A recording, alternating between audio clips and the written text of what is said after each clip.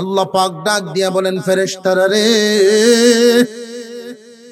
যে সমস্ত কর্মচারী তার মালিকের ডিউটি পালন করে, যে সমস্ত কর্মচারী তার মালিকের ডিউটি পরিপূর্ণ পালন করলো, বলো দেখি মালিকের উচিত কি? ফেরেশতারা জবাব দেয়, আল্লাহ, মালিকের উচিত তার পারিশ্রমিক দেওয়া, মালিকের উচিত তার মজুরি আদায় করা। এবার আল্লাহ জিজ্ঞাসা করেন, ফেরেশতারা, আমি আল্লাহর চাইতে উত্তম কোন মালিক আসেনি রে? আমার চাইতে উত্তম কোন মালিক আসেনি? ফেরেশতারা বলেন, না,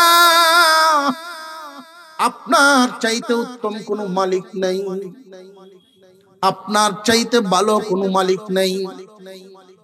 আল্লাহ বলেন, তাহলে তোমরা সাক্ষী থাকো, রমজানের পবিত্রতা রক্ষা করে তওবাকারী রোজাদার হয়ে যারা এখানে আসলো, অতীতের জিন্দেগীর যত গুনাহ ছিল সব গুনাহ থেকে তওবা করে ফেলছে, লজ্জাস্থান আর জিহ্বা হেফাজতের অভ্যাস করে ফেলছে,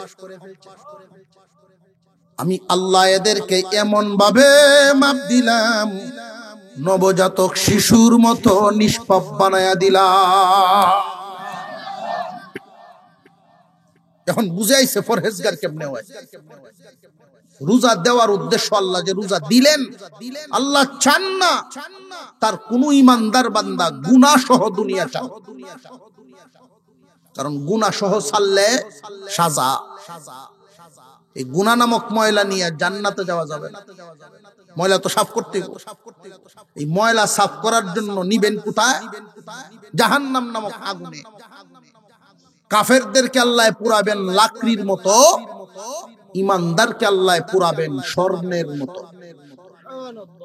লাকড়ি ফুরাইলে কয়লা হয়, স্বর্ণ ফুরাইলে কাঠি হয়, খাদ বাইরে।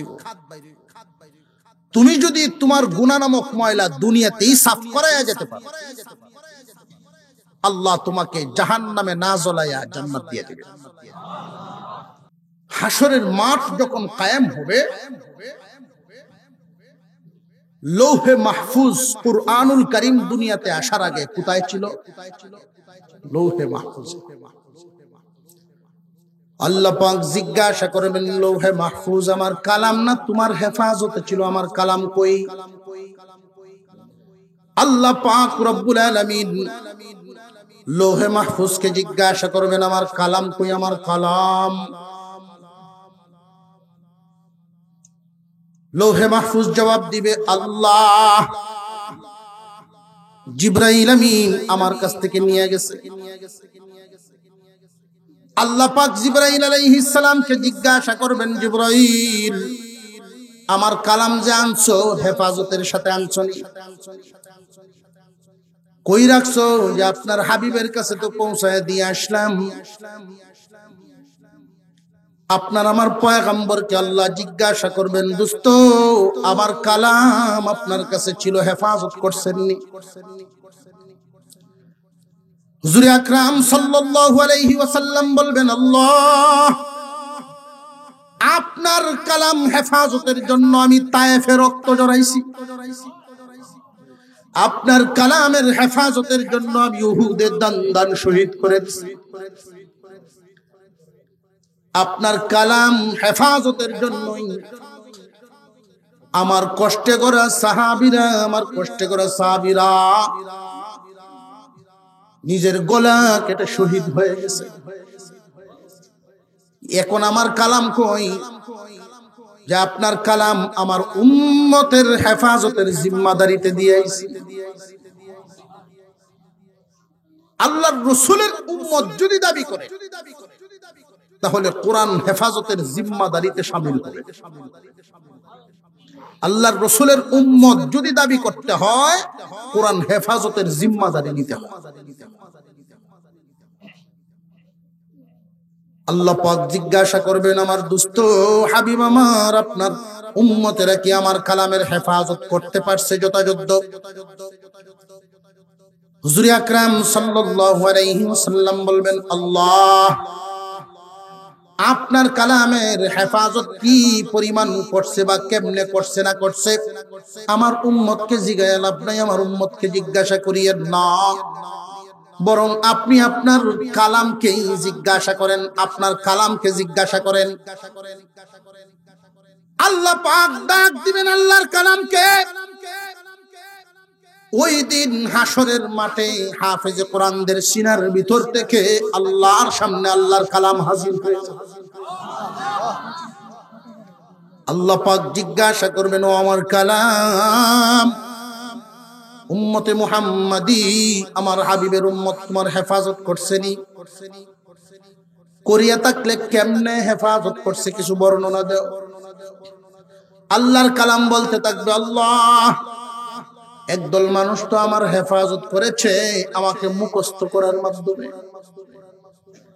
তাম পৃথিবীর জমিনে যদি কোন লাইব্রেরিতে কোরআনের কপি না পাওয়া যায়, এরপরেও কোরআন কেউ রদ বদল করতে পারবে না, কারণ চলতে ফিরতে কোরআন আল্লাহ পাক রাখছেন। কুরআনুল কারীমের হাফেজদের দিলের ভিতরে আল্লাহর কালাম মাহফুজ করছে।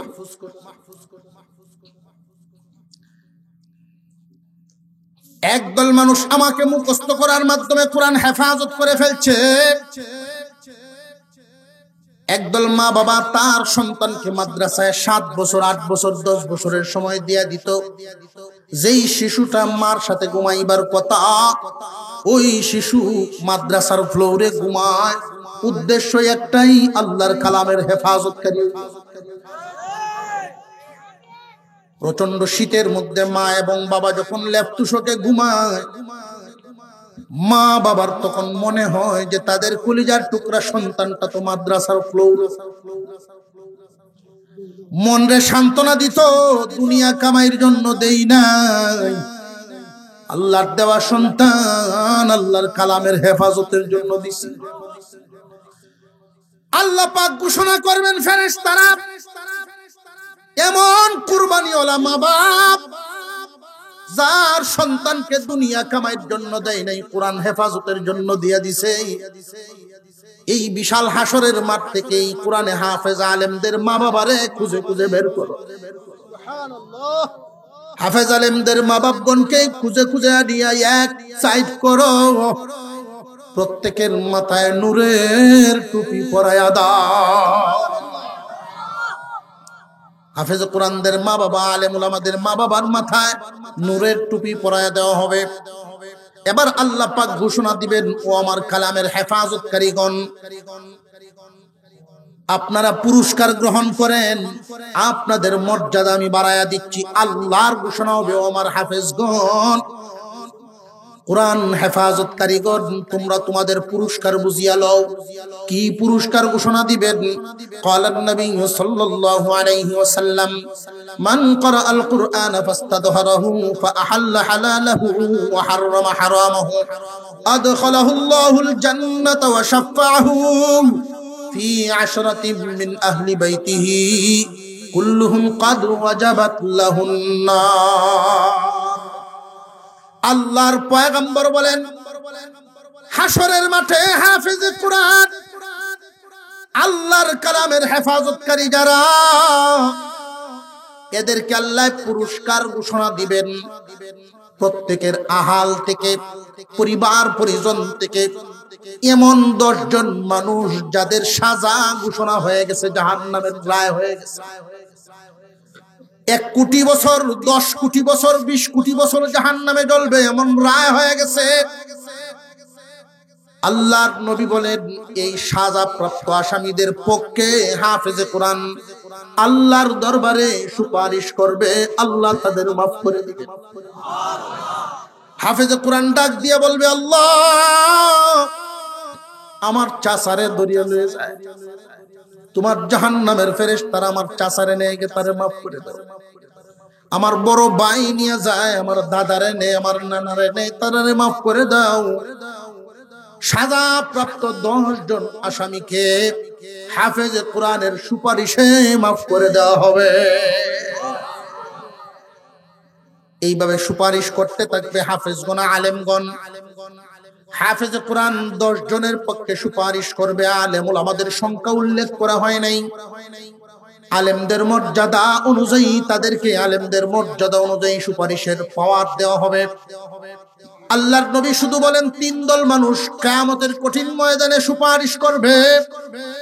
একদল তো হাফেজ কোরআন, আর আলাদা আরো 3 দল ইয়াশফাউ ইয়াউমাল কিয়ামাতি সালাসা আল আম্বিয়া সুম্মাল উলামা সুম্মাশ শুহাদা। সমস্ত ফেরেশতাদের সর্দার সম্মানিত ফেরেশতা জিবরাইল আলাইহিস সালাম, সমস্ত ফেরেশতাদের সর্দার জিবরাইল আলাইহিস সালাম একটা প্রস্তাব করেছেন, আর সেই প্রস্তাবে একাত্মতা পোষণ করে আমিন বলেছেন সমস্ত সৃষ্টিকুলের সর্দার আপনার আমার নবী মুহাম্মদুর রাসূলুল্লাহ সাল্লাল্লাহু আলাইহি ওয়াসাল্লাম। হুজুর আকরাম সাল্লাল্লাহু আলাইহি ওয়াসাল্লাম 3 বার আমিন বললেন। আমিন আমিন আমিন। সাহাবায়ে কেরাম প্রশ্ন করলেন, হুজুর 3 বার আমিন বললেন? আল্লাহর পয়গম্বর বুঝায় দিলেন, জিবরাইল আমিন উপস্থাপন করেছেন, প্রস্তাব পেশ করেছেন, আর আমি নবী সম্মতি দিয়েছি, আমিন বলেছি, আল্লাহ যেন কবুল করে। নবীজি যদি আমিন বলেন কবুল হইব না হইতো না, সন্দেহ আছে কোন? আল্লাহর নবীর জবান তো এমন এক জবান মোবারক, বলতে দেরি কবুল হইতে দেরি হয় না। জিবরাইল আলাইহিস সালাম 3টা প্রস্তাব দিলেন। 3 দল মানুষ ধ্বংস হোক। দয়ার নবী যিনি উম্মতের কান্ডারি, উম্মতের প্রতি দয়ার নবী, তিনি বললেন আমিন। 3 দল মানুষ রগিমা আনকুরাজুলিন, আল্লাহর পয়গম্বরদের জন্য অপমান অপদস্থ হওয়ার লানত করেছেন, বদদুয়া করেছেন, তারা ধ্বংস হোক 3 দল মানুষ। জিবরাইল আলাইহিস সালাম প্রস্তাব করলেন, নবীজি আমি 3 দল মানুষ ধ্বংস হওয়ার প্রস্তাব করলাম। আল্লাহর নবী বলেন আমিন, কবুল হোক। প্রস্তাবকারী কেমন আর আমিন বললেও না কেমন? প্রস্তাব করেছেন যিনি, তিনি হলেন সমস্ত ফেরেশতাদের সর্দার। আমিন বলেছেন যিনি, তিনি হলেন সমস্ত সৃষ্টিকুলের সর্দার। এই 3 দলের বাঁচার কোন পথ আছে? তাদের ধ্বংস নিশ্চিত। আল্লাহ যেন এই 3 দল থেকে আমাদেরকে হেফাজত করেন, বলুন আমিন। 1 নাম্বার, মা বাবার মতো এত দরদি পায়াও যারা এদের সন্তুষ্টি অর্জন করতে পারে নাই। মা বাপ দুনিয়াতে পাইল, মা বাবার সন্তুষ্টি পাইল না। মা বাপ পাইল কিন্তু মা বাবার সন্তুষ্টি অর্জন করতে পারে নাই, তার ধ্বংস হোক। আল্লাহর নবী বলেন আমিন। কারণ মা বাবা তো এমন দরদি, তারা খুব সহজেই সন্তুষ্ট হয়ে যায়। আল্লাহর রাসূল এক হাদিসের মধ্যে বলেন, মা বাবার সন্তুষ্টি তো আল্লাহ সন্তুষ্টি। মা বাবা অসন্তুষ্ট, তার উপরে আল্লাহ সন্তুষ্ট। আজকাল দেখা যায়, বেশিরভাগ ক্ষেত্রেই আজকাল দেখা যায় মা বাপ আছে 90 পরিবার, 100-র মধ্যে 90টাই এমন। মা বাপ আছে ঠিক, কিন্তু কদর করা হয় না।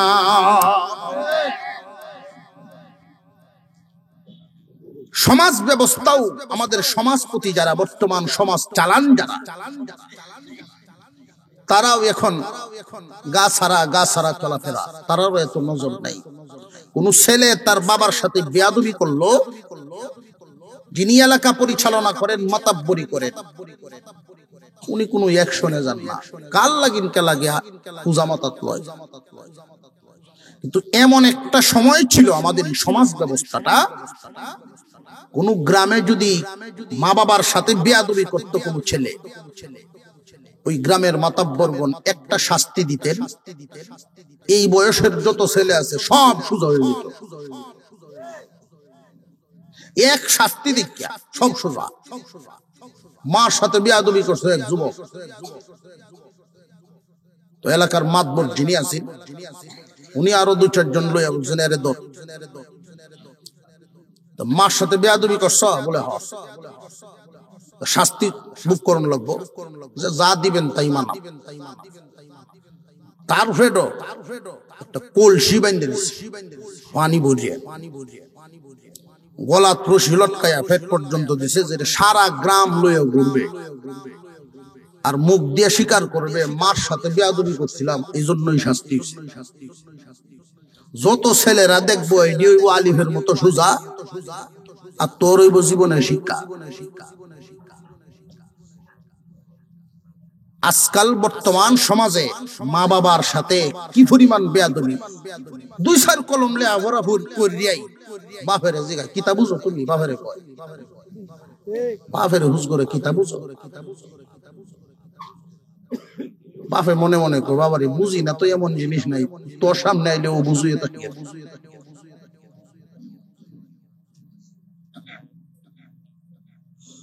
বাপ আলু ব্যস্ত গেছে বাজার, বেন্নে বাজার ফজরের ভোর থেকে যে ওটা বইছি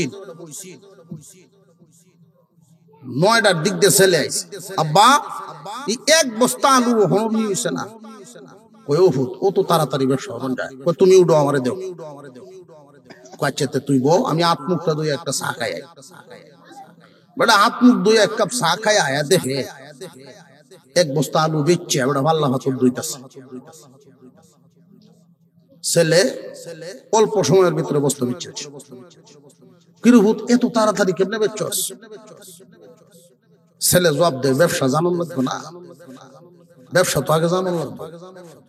আচ্ছা বাবা ভালো কাম করছস, কত হইরে বেচছস? 8 টাকা কেজি। কবে 12 টাকা তো কি নাই আমার, এই তোমরা বসো।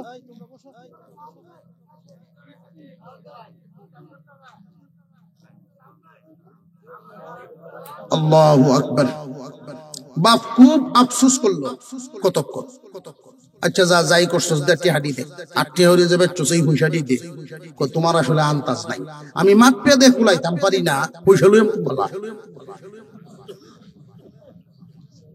কথা বলবেন না। যে বেটার লাগে 1 কেজি সেই বেটা উনিছে 5 কেজি।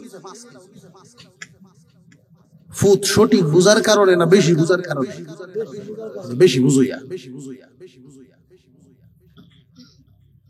আল্লাহ পাক রব্বুল আলামিন যুবকদেরকে সহি বুঝ দেন, বলুন আমিন। মা বাপ যদি অসন্তুষ্ট হন তো আল্লাহও সন্তুষ্ট হয়ে যান, মা বাপ সন্তুষ্ট তো আল্লাহও সন্তুষ্ট। যুবক মা বাবাকে সন্তুষ্ট করার জন্য তেমন কষ্ট করতে হয় না। মা বাবা তোমার কাছে এই আশা করেন না যে মোটা মাছ কিনে খাওয়াইবা, দামি দামি কাপড় পরাইবা, এই আশা করেন না। প্রত্যেক মা বাবা সন্তানের কাছে আদবওয়ালা আচরণ আশা করে। প্রত্যেকটা মা বাবা সন্তানের কাছে ভালো আচরণ আশা করে। মা বাপ যদি শুনতে পায় মুখ বরিয়া সন্তানে ডাক দিছে আব্বা আম্মা কইয়া, মা বাবার কলিজায় এক ধরনের শান্তি অনুভব হয়।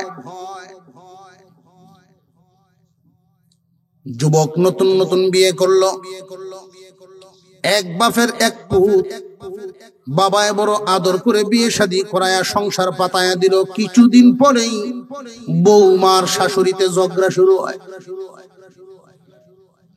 বৌমা আর শাশুড়ি যখন ঝগড়া হয়, ছেলে তো পক্ষ নিল তার বউয়ের।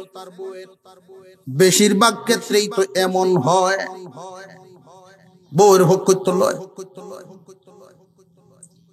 বাবা মুরব্বী মানুষ চিন্তা করলেন ঝগড়া বাড়ায় লাভ নাই, এই বাবার হাতের গড়া যেই ঘরটা, এই ঘরটায় দিয়ে দিল তাদেরকে।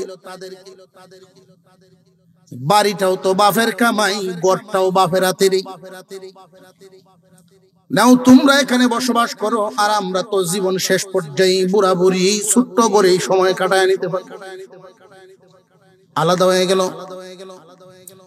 বউ নিষেধ দিয়েছেন, সাবধান, মা বাবার সাথে কথা বলা যাবে না। মা বাপরে ডাকেও না, কথাবার্তাও নাই। এইভাবে দিন যাইতে যাইতে 3 বছর। 3টা বছরের ভিতরে কোনদিন আব্বা এবং আম্মা শব্দ উচ্চারণ করে নাই। আল্লাহ পাক এই যুবককে একটা সন্তান দান করলেন। এই সন্তানটা 40 দিনে কোনো বয়স হয় নাই।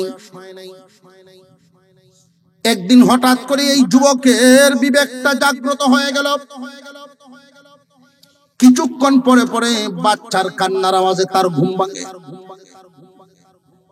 তখনই তাকায়া দেখে বিবি সন্তানের পেশাব করা কাপড়টা পাল্টাইতেছে। কি পরিমাণ কাপড় লাগে, পেশাব একটু পরে পরে বাচ্চায় পেশাব করে, মা কাপড়টা শুধু পাল্টায়া দেন। শেষ রাত্রিতে বাজেট করা যত কাপড় ছিল রিজার্ভে সব শেষ। আবার পেশাব করছে বাচ্চায়। এই যুবক মনে মনে ভাবেন, দেখি এখন কি করে। এখন দেখা যায় সন্তানকে বিছানায় শুয়ায় না, মার আঁচল দিয়া পেঁচ দিয়া বুকের সাথে জড়ায় রাখছে। ঘুমন্ত বিবেক জাগ্রত হয়ে গেছে। এই ঘরেই তো আমারও জন্ম হইছে, আমার মাও তো এইভাবেই আমাকে লালন পালন করছেন। আমি যেইভাবে ঘুমাইতে পারি না সারা রাত, আমার আব্বাও তো ঘুমায় নাই। আজকে আমি মা বাবার থেকে 3 বছর যাবৎ দূরের ডাক পর্যন্ত দেই না। 3 বছর পর্যন্ত মা বাবা শব্দটা পর্যন্ত উচ্চারণ করি না। আস্তে আস্তে যুবক ছেলেটা বিছানার থেকে নামা শুরু করছে। বিবি ডাক দিয়ে বলে, স্বামী এখন তো রাত, সে রহমতের দরজা কি খোলার ব্যবস্থা আছে কিনা? আমার জন্য কি এই দরজা একেবারে বন্ধ, নাকি খুলতে পারি? গিয়া দেখি বহু দেরি হয়ে গেছে, আমার বুঝতে অনেক সময় লেগে গেছে। এই যুবক আস্তে আস্তে ওই ছোট্ট ঘরের দরজার সামনে গিয়া ডাক দিয়েছে, আম্মা। যেই মাত্র একটা ডাক দিছে, দ্বিতীয়বার দেওয়া লাগে নাই।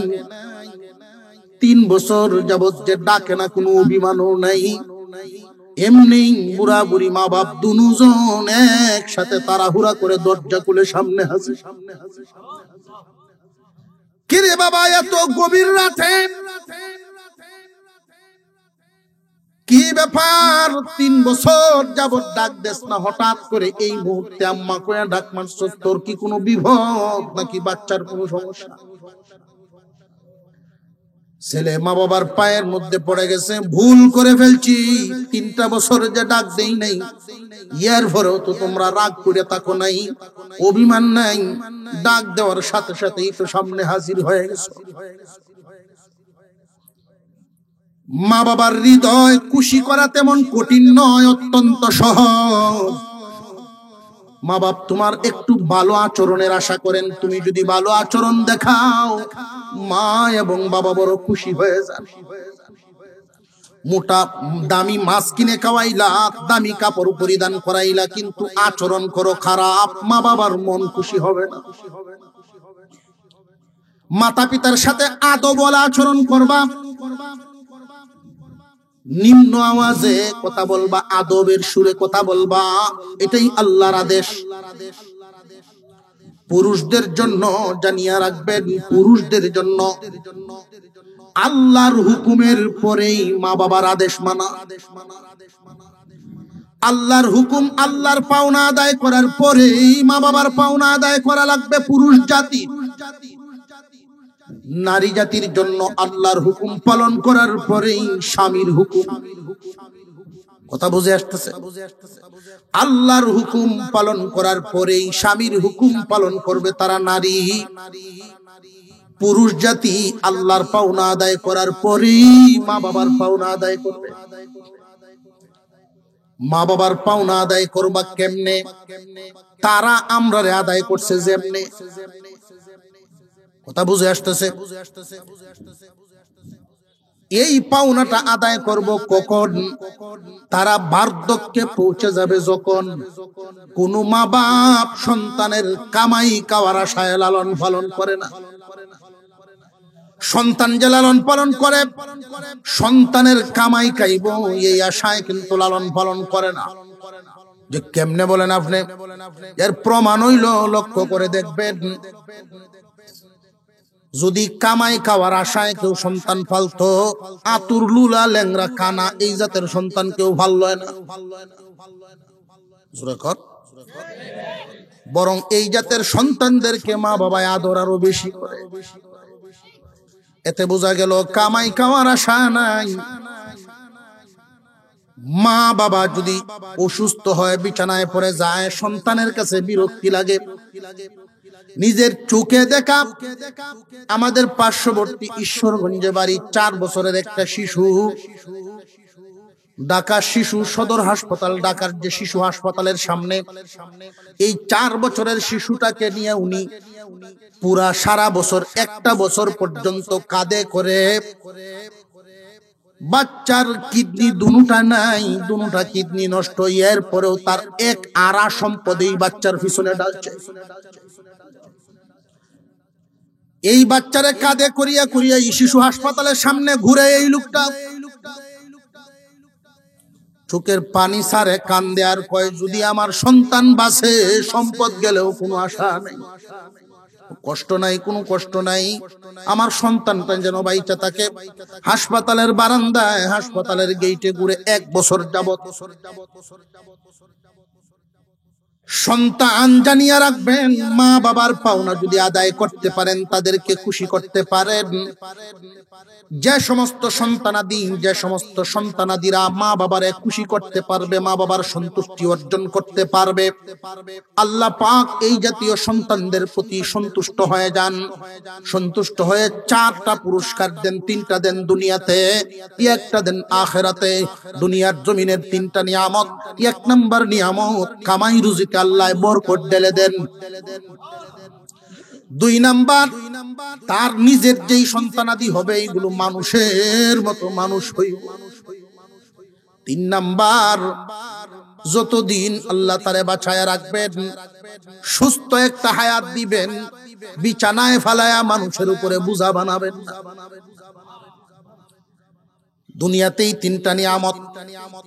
দুনিয়া থেকে যেই দিন বিদায় হয়, মার নামে একটা, বাবার নামে একটা। জান্নাতের 2টা দরজা খুলে রাখবেন, যেটা দিয়া ইচ্ছা ওইটা দিয়াই ঢুকে যাও। পক্ষান্তরে মা বাবা যদি অসন্তুষ্ট থাকে, তোমার জন্য 4টা গজব। পেরেশানি যতই করো, যত ইনকামই করো না কেন, টাকা পয়সা রুজি রোজগার যতই করো, পেরেশানি দূর হইতো না। মাসে 5 লাখ টাকা ইনকাম, এর পরেও পেরেশানি দূর হবে না যদি মা বাপ অসন্তুষ্ট হয়ে যায়। মোটা অঙ্কের হাদিয়া নিয়ে পীরের দরবারে গেলা, এর পরেও লাভ নাই। পীরকে দিয়ে দোয়া করাইলা, পেরেশানি দূর হইতো, কাম হইতো না। আমি বলি, খানায় কাবার গিলাফে ধরে কানলেও কাম হবে না।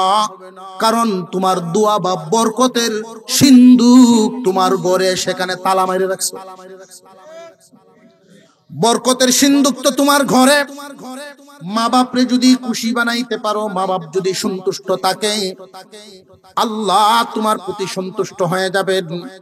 মা বাবারে সন্তুষ্ট করা তেমন কোনো কঠিন কাজ নয়, সহজ ব্যাপার। তুমি আচরণ করবা সুন্দর।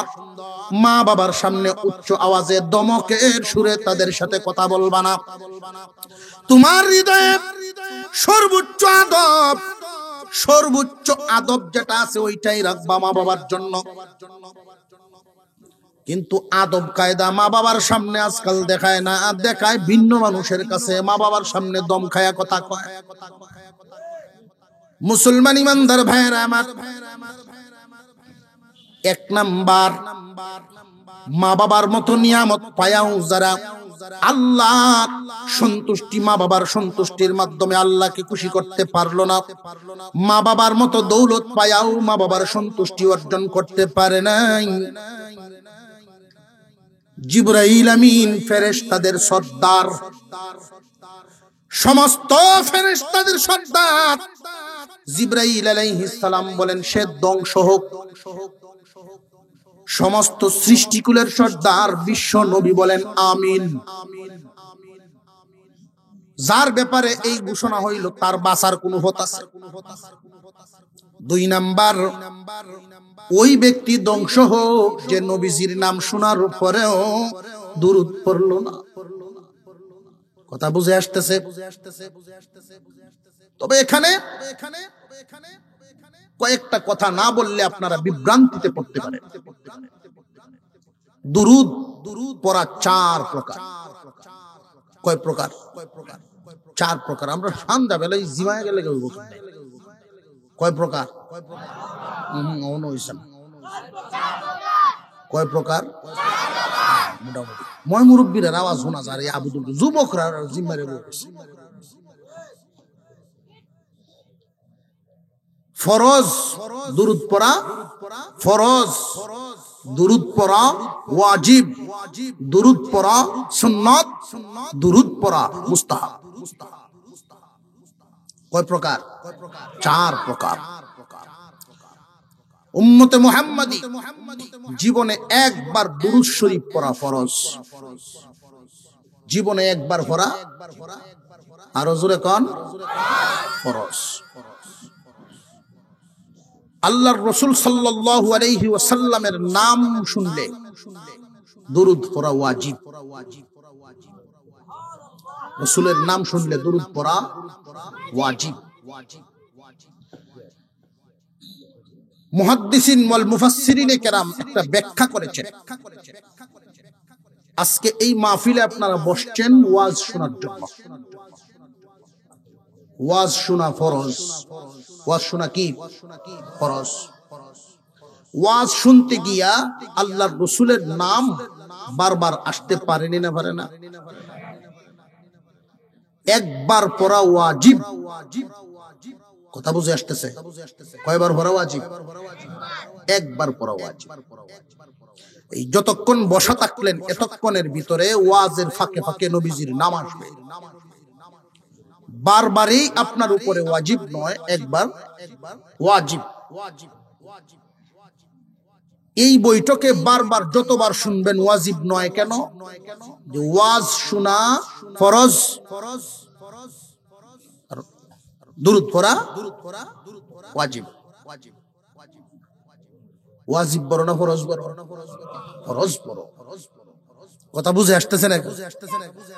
অনেকেই এই বিষয়টা না বুঝার কারণে ওয়াজের ফাঁকে ফাঁকে টান দিয়া গীতের মতো দুরূদ শরীফের নামে সময় পার করে, অথচ এই টাইমটা ওয়াজ করাটা উত্তম। নবীজির নাম শুনলে, নবীজির নাম শুনলে দুরূদ শরীফ পড়া ওয়াজিব। এক বৈঠকে যদি ওয়াজ শুনতে থাকেন, দিনই কোনো কাজে, যে কোনো কাজে, দিনই যে কোনো কাজে যদি ব্যস্ত থাকেন, দিনই কাজ আপনি গ্রহণ করতেছেন, দিনই ইলম, এই অবস্থায় একবার ওয়াজিব। সুন্নত হলো প্রতি নামাজে শেষ বৈঠকে যে আমরা দুরূদ শরীফ পড়ি, সুন্নত। এই 3 প্রকার ব্যতীত ফরজ, ওয়াজিব, সুন্নত, 3টা জায়গা পাইলাম না? পাইলাম।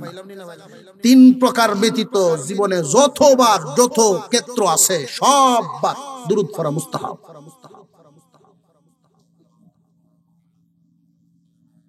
যেই ব্যক্তি আল্লাহর রাসূলের নাম শোনার পরেও দুরূদ পড়ল না সে ধ্বংস হোক। জিবরাইল প্রস্তাব করেছেন, নবীজি বলেন আমিন। এবার আসেন 3 নাম্বার ব্যক্তি কারা? যে রমজান মাসের মতো বরকতপূর্ণ মাস পাইল, গুনাহ মাফ করাইতে পারলো না সে ধ্বংস হোক।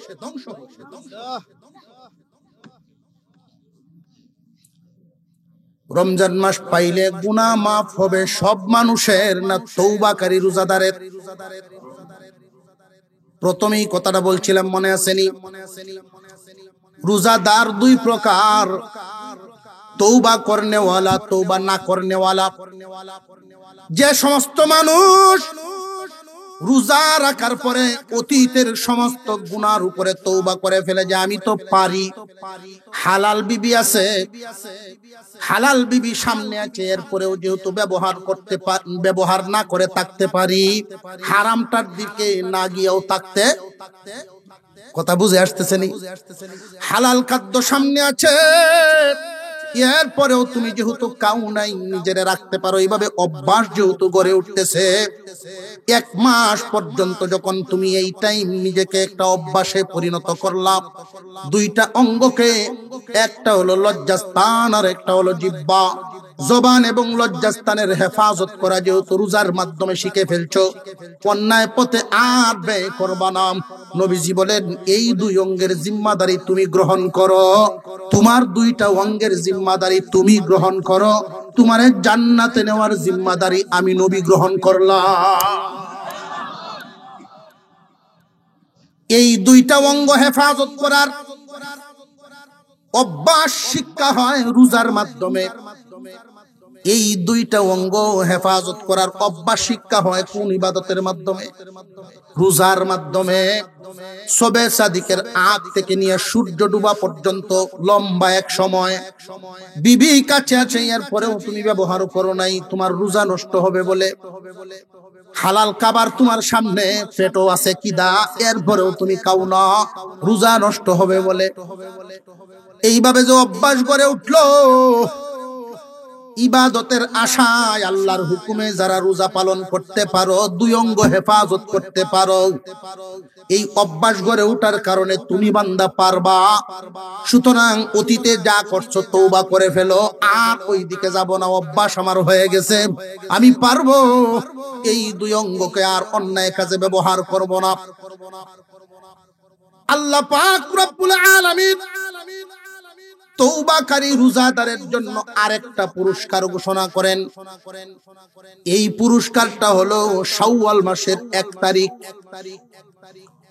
শাওয়াল মাসের 1 তারিখ রমজান যখন শেষ হয়ে গেল, শাওয়ালের চাঁদ ওঠার পরে আমরা পরের দিন সকালবেলা ঈদগাহে যাইনি না যাই না? আল্লাহ পাক ডাক দিয়া বলেন, ফেরেশতারা রে, যে সমস্ত কর্মচারী তার মালিকের ডিউটি পালন করে, যে সমস্ত কর্মচারী তার মালিকের ডিউটি পরিপূর্ণ পালন করলো, বলো দেখি মালিকের উচিত কি? ফেরেশতারা জবাব দেয়, আল্লাহ, মালিকের উচিত তার পারিশ্রমিক দেওয়া, মালিকের উচিত তার মজুরি আদায় করা। এবার আল্লাহ জিজ্ঞাসা করেন, ফেরেশতারা, আমি আল্লাহর চাইতে উত্তম কোন মালিক আসেনি রে? আমার চাইতে উত্তম কোন মালিক আসেনি? ফেরেশতারা বলেন, না,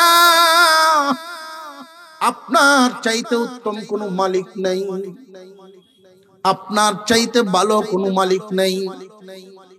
আল্লাহ বলেন, তাহলে তোমরা সাক্ষী থাকো, রমজানের পবিত্রতা রক্ষা করে তওবাকারী রোজাদার হয়ে যারা এখানে আসলো, অতীতের জিন্দেগীর যত গুনাহ ছিল সব গুনাহ থেকে তওবা করে ফেলছে, লজ্জাস্থান আর জিহ্বা হেফাজতের অভ্যাস করে ফেলছে, আমি আল্লাহ এদেরকে এমন ভাবে মাপ দিলাম, নবজাতক শিশুর মতো নিষ্পাপ বানায়া দিলাম। এখন বুঝাইছে পরহেজগার কেমনে হয়। রোজা দেওয়ার উদ্দেশ্য আল্লাহ যে রোজা দিলেন, আল্লাহ চান না তার কোন ইমানদার বান্দা গুনাহ সহ দুনিয়া চান, কারণ গুনাহ সহ ছাড়লে সাজা। এই গুনাহ নামক ময়লা নিয়ে জান্নাতে যাওয়া যাবে না। ময়লা তো সাফ করতে হবে, এই ময়লা সাফ করার জন্য নিবেন কোথায়? জাহান্নাম নামক আগুনে। কাফেরদেরকে আল্লাহ পুরাবেন লাকড়ির মতো, ইমানদারকে আল্লাহ পুরাবেন স্বর্ণের মতো। লাকড়ি ফুরাইলে কয়লা হয়, স্বর্ণ ফুরাইলে কাডি হয়, খাদ বাইরে। তুমি যদি তোমার গুনাহ নামক ময়লা দুনিয়াতেই সাফ করায়া যেতে পারো, আল্লাহ তোমাকে জাহান্নামে না জ্বলাইয়া জান্নাত দিয়ে দিবে। আমরা এখানে যারা আছি এরকম সামর্থ্যবান কি কেউ আসুন যে না 2-4-5 বছর থাকতার আমাদের আগুন অসুবিধা নেই? আসুন কি কেউ? থাকলে একটু দেখতাম। যদি না থাকো তাহলে আল্লাহর ওয়াস্তে তওবা করুন যেত না ইনশাআল্লাহ। যেহেতু রোজার মাধ্যমে আমি আমার জিহ্বা লজ্জাস্থান হেফাজত করার অভ্যাস করার একটা লম্বা সময় পারি, হালাল বিবি সামনে গেলাম না, ক্ষুধা পেটে খাদ্য সামনে খাইলাম না, বলে বোঝা গেল আমি পারি। অভ্যাস গড়ে উঠলো, অতীতের গুলোর দিকে লজ্জিত হয়ে তওবা করে ফেলো। আল্লাহ বলেন বান্দা আমি তো সব মাফ করে দিই। ঘুরায়া ঘুরায়া আল্লাহ জীবনে রমজান মাস বছর ঘুরে সামনে হাজির করেন তুই পরহেজগার হওয়ার। আল্লাহ চান বান্দাকে পবিত্র বানায়া দুনিয়া ছাড়তে। গুনাহ নামক ময়লা নিয়ে বান্দা দুনিয়া ছাড়ুক, আল্লাহ এটা চান। আমরা কিন্তু সুজা হইয়াম, সুজা প্রত্যেকেই হইয়াম। যে ব্যক্তি বুঝা হইয়া আডে এও কিন্তু মরলে সুজা, মরলে সুজা হয় না, হলো মরলে সব সুজা। তো আমার ওয়াজ করার উদ্দেশ্য হইল মরলে সুজা হইয়া লাভ নাই, সুজা হইয়া মরেন। আগে সুজা হন পরে মরেন। সুজা হইয়া মরতাম না মরিয়া সুজা হইতাম। সাফে আর ব্যাঙ্গে দুষ্ট পাইতেছে, একটার একটা দুস্তু কইয়া ডাহে। তো এই সুযোগে ব্যাং একদিন কয় দোস্ত তোমার বডিটা আল্লাহ কত সুন্দর করে বানাইছে, তোমার যে সময় তুমি ফনা ধরো, সোর ধরো, সতর ধরো, এই সময় কি সুন্দর দেখা যায়, বীরের মতো। তো তোমার আডাডা বেঁকে বেঁকে আডো, এটা সুজা তার না, সুজা ওই আডবা। যেই বুলদু দিয়েছে ফুট করে উঠছে, আর সাফের ফুট করে উড়াতে ব্যাং লাভ দেখে খালো উঠছে। তার তো হুতফুতানি কমে না। এমনি একটা ক্ষেতের মধ্যে গরু রাখতেছে কয়েকটা ভোলাবা, প্রত্যেকের হাতে হেদায়েতুল্লাহ আছে। এমন ভিডানি দিছে একবারে সোজা। বাচ্চারা দেখবেন সাপ মারিয়া যে নমাজ হে নত হয় না, এটা হতো হুতায়। আমরাও তো করছি। এরপরে একটা কবিতা, সাপ মরা লেঙ্গুরো বিষ আমার হইলে সাইডে দিস, মনে নাই? সাপ যখন আইনা রুডো শুয়াইছে তখন ব্যাং খালতো উঠাইছে। হ্যাঁ দোস্ত হাওয়ার ইউ, সুজা হইলা আমার ওয়াজে হইলা না, হেদায়েতুল্লাহর ভিডা গায়ে হইছে। সুজা আমরা হব আজরাইলের সাক্ষাতের উপরে তার থাফাকায়া। তো এর আগে হইতে পারলে সফল। ছোট্ট একটা সবকের আলোচনা করি, আমি দোয়া নিয়ে বিদায় নিব। রমজান মাসে তওবাকারী রোজাদার হওয়ার পরে আপনি যেন সেই তওবার উপরে অটল থাকতে পারেন, এই জন্য বেশি বেশি করে চলতে ফিরতে আমাদের নজরে চলাফেরায় অজানাও অনেক ভুল হয়। ছোট্ট থেকে ছোট ভুল হয়ে গেল সাথে সাথে তওবা করে ফেলবেন। আত্তাইবু মিনাজ যামবি কামাল্লা যামবালা। যে ব্যক্তি তওবা করে আল্লাহ পাক তারে এমন ভাবে মাফ করেন যেন কোনো ভুলই করে নাই। একটা কাপড় আপনি পরিধান করেন, যত দাম দিয়েই কিনেন, ব্যবহার করলে ময়লা ওই বনি না হইতো না। দুনিয়ার বাজারে চলতে ফিরতে ময়লা লাগবে, কিন্তু এই ময়লা কাপড়টা যদি ঘরের কোনায় কেউ রাইখা দেয়, থাকতে থাকতে এক সময় ব্যবহারের অনুপযোগী হয়ে যায়। বুদ্ধিমান তো সেই জন ময়লা বললে পরিষ্কার করে ফেলে যায়। গুনাহ নামক ময়লা তোমাকে চতুর্দিক থেকে স্পর্শ করতে থাকবে, আর তুমি তওবা করে পরিষ্কার করতে থাকবা।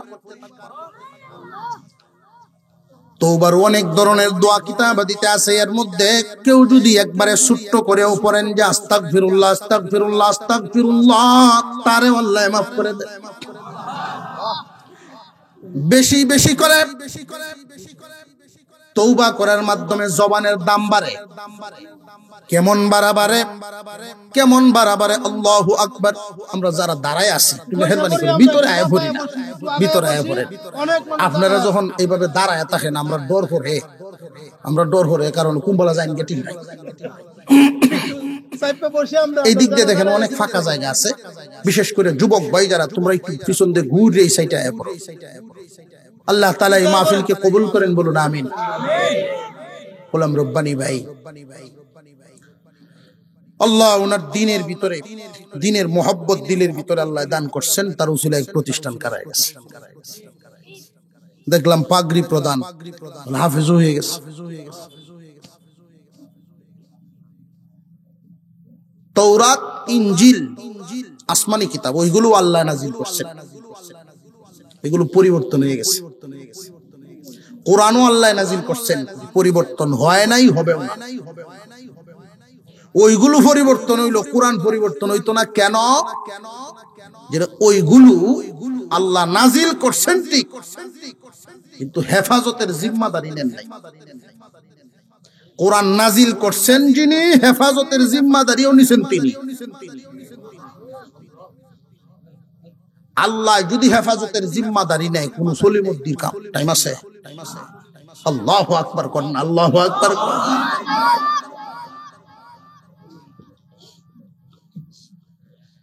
আস্তাগফিরুল্লাহর মাধ্যমে জবানের মর্যাদা বেড়ে যায়।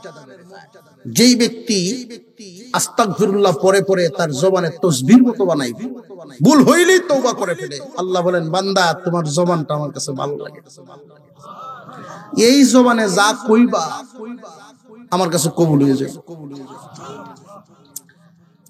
আমাদের মাযহাব চারটা, এর মধ্যে একটা মাযহাব হলো হাম্বলি মাযহাব। এই হাম্বলি মাযহাবের ইমাম আহমদ ইবনে হাম্বল রাহমাতুল্লাহি আলাইহি, এই আহমদ ইবনে হাম্বল রাহমাতুল্লাহি আলাইহি উনি সফর করতে বাইরে হয়েছেন কোথাও। আমাদের অবস্থা তো হইল, যদি ছবিও উঠে ক্যামেরা, মাথাটা ধরে রাখতাম, মুখটা আমারটা যাও, জোরে কর, চিন্তাটা এরকম তাই না, আমার মুখটা উঠুক হেডের মধ্যে। এলাকার মানুষ যাতে কয় না আমরা বেটা কম না, হেন আছে দেখছি, মাথাটা হেন আছে। কিন্তু আহমদ ইবনে হাম্বল রাহমাতুল্লাহি আলাইহি উনার আদত ছিল, ওনার তবিয়ত ছিল এরকম, উনি নিজেকে চুপায় রাখতেন, প্রকাশ করাটা পছন্দ করতেন কম। সফর করতে করতে এমন এক এলাকা গেছেন কেউ চিনে না। আহমদ ইবনে হাম্বল রাহমাতুল্লাহি আলাইহি এশার নামাজ পড়ছেন একটা গ্রামের মসজিদে। এশার নামাজের পরে মুসল্লি আস্তে আস্তে বাইরে হইতেছেন, মুয়াজ্জিন সাহেব বলেন সবাই বাইরন, দরজা বন্ধ করে দেব, তালা লাগায় দেব। ওনার মনে মনে আছেন যে মসজিদের একটা কাটা এলাম, তালা লাগায় এলবো শুনিয়া, এখন তো তখন যায় না। উনি যদি উনার পরিচয়টা দেন যে মুয়াজ্জিন কি করে খাড়া থাকবো, খেদমতের কোনো অসুবিধা হইব, এরপরে দেন না। উনি শুধু জিজ্ঞাসা করছেন এমন কোন জায়গা আছে কি যে সারা রাত মানুষ সজাগ থাকে, মানুষের আনাগোনা আছে, এরকম একটা জায়গা আছে আপনাদের এই এলাকায়, আমি রাতটা কাটায় দিলাম। যে এখান থেকে প্রায় 5 মাইল দূর হবে একটা বাজার আছে, সুজা হাঁটা শুরু করছে, শীতের রাত 5 মাইল হাঁটতে গেছে। আমাদের বুজুর্গানে দ্বীনের কিছু তাদের যে তবিয়ত ছিল, আল্লাহ যেন আমাদের মধ্যে এগুলো, সেই গুণগুলো কিছু হইলো আল্লাহ আমাদেরকে দান করেন, বলুন আমিন। শীতের মধ্যে ওই বাজারে গেছেন, কাঁপতেছেন। গিয়ে দেখেন একটা হোটেল, রুটি বাজতেছে, মানুষ আসা যাওয়া করে স্টেশনের মতো। আগুন যেহেতু জ্বালালেছে, উনি আগুন তাপানোর আশায় চুলাটার কাছে গেছে। গিয়ে দেখে যে কারিগর ছেলেটা যুবক মানুষ, তবে মুখে দাঁড়িয়ে আছে, টুপি মাথার দেবটা কামড়াচ্ছে। উনি বললেন, বাবা রে, তোমার এখানে কি আমি একটু বইতাম পারি, আগুন তাপাইতাম? যুবক ছেলে, দিনদার ছেলে, মুরব্বীর কদর করবো না, করতো না। মুরব্বীদের কদর একটা জল চুহির মতো আইনে দিছে। উনি বসে আগুন তাপাইতেছেন আর একটা দৃশ্য দেখতেছেন। কি দৃশ্য? যে এই ছেলেটার কাজকর্মটা, রুটিগুলো যখন বানায়, কাই বানায়, জবানে আস্তাগফিরুল্লাহ আস্তাগফিরুল্লাহ। রুটি যখন বানায় তখনও আস্তাগফিরুল্লাহ। এই রুটিটা যখন দেয় তাওয়ার মধ্যে তখনও আস্তাগফিরুল্লাহ। আহমদ ইবনে হাম্বল রাহমাতুল্লাহি আলাইহি খুব নজর দিয়ে দেখতেছেন। মনে মনে ভাবেন, যুবক রে, তোমার জবান তো আল্লাহর কাছে দামি হয়ে যায়। এক সময় উনি বলেই ফেললেন, রে যুবক, তোমার আমল তো বড় ভালো আমল, তওবা করার মাধ্যমে আল্লাহ বান্দার জবানের মর্যাদা বাড়ায়া দেন। তুমি যে আস্তাগফিরুল্লাহ আস্তাগফিরুল্লাহ জবানে পড়ো, কাজও করো, জবানে আস্তাগফিরুল্লাহ পড়ো। ওই হুজুর, আস্তাগফিরুল্লাহ পড়তে আমার ভালো লাগে, আমি অনেকদিন যাবত এই আমল করি, ফলে আল্লাহর কাছে আমি যত দোয়া করেছি সব দোয়া কবুল হয়ে যায়। আমার একটা আশা বাকি আছে, একটা দোয়া এখনো কবুল হয় নাই।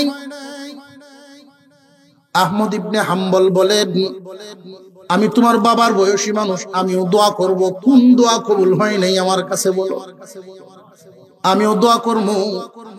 এই যুবক কয়, আমি আল্লাহ তাআলার কাছে দোয়া করেছি, আল্লাহ দুনিয়া থেকে বিদায় হওয়ার আগে জামানার শ্রেষ্ঠ আলেম আহমদ ইবনে হাম্বলের চেহারাটা দেখায় দিও।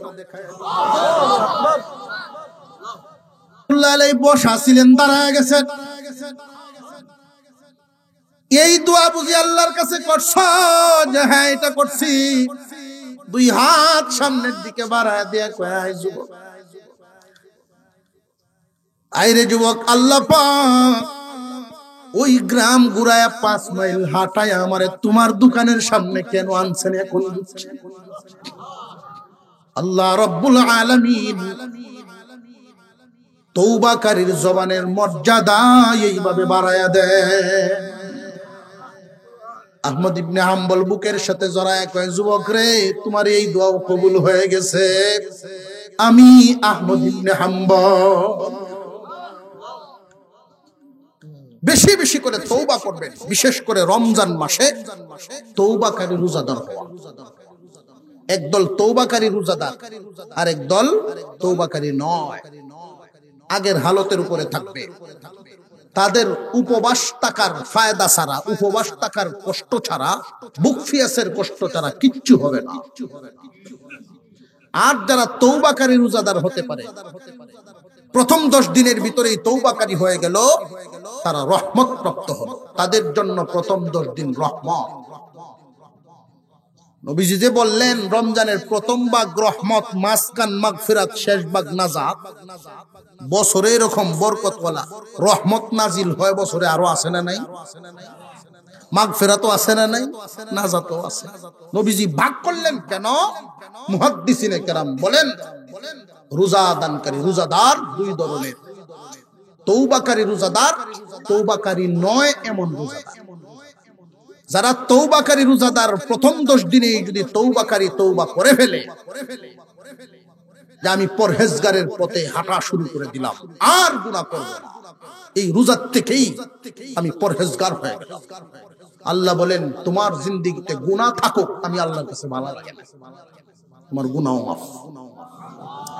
আল্লাহ তাআলা যেন আমাদেরকে আমলের তৌফিক দেন, বলুন আমিন। আজকের এই মাহফিলকে আল্লাহ কবুল করেন, বলুন আমিন। কোরআন হেফাজতের মাদ্রাসা হইছে, কোরআন হেফাজতের। কুরআনুল কারীম নাজিল হওয়ার থেকে শুরু করে অদ্যাবধি পর্যন্ত একদল মানুষ কোরআনের পক্ষে আর একদল কোরআনের বিপক্ষে আছে না নাই? একদল কোরআনের পক্ষে আর একদল বিপক্ষে। যারা কোরআনের পক্ষে অবস্থান নেন, আল্লাহ ফেরেশতাদেরকে বলেন, ও ফেরেশতারা, কোরআন নাজিল করছি আমি, হেফাজতের জিম্মাদারিও নিছি আমি। তো জমিনে তো দেখা যায় একদল মানুষ আমার কালামের হেফাজত করে, কোরআন হেফাজতের কাজ করে তারা। তোমরা সাক্ষী থাকো, এদের মর্যাদা বাড়ায়। কেমন বাড়ানো বাড়াবেন? কিয়ামতের কঠিন ময়দানে আল্লাহর কালাম এই কোরআনের সাথে সম্পৃক্ত ব্যক্তিদের জন্য আল্লাহর দরবারে সুপারিশ করে। আল্লাহ যেন আমাদেরকে কবুল মঞ্জুর করেন, বলুন আমিন। কালেকশন করার জন্য আপনাকে অনুরোধ করা হয়েছে, আমি লিখতেছিলাম আর পসিবল মানুষ সব বসে থাকে।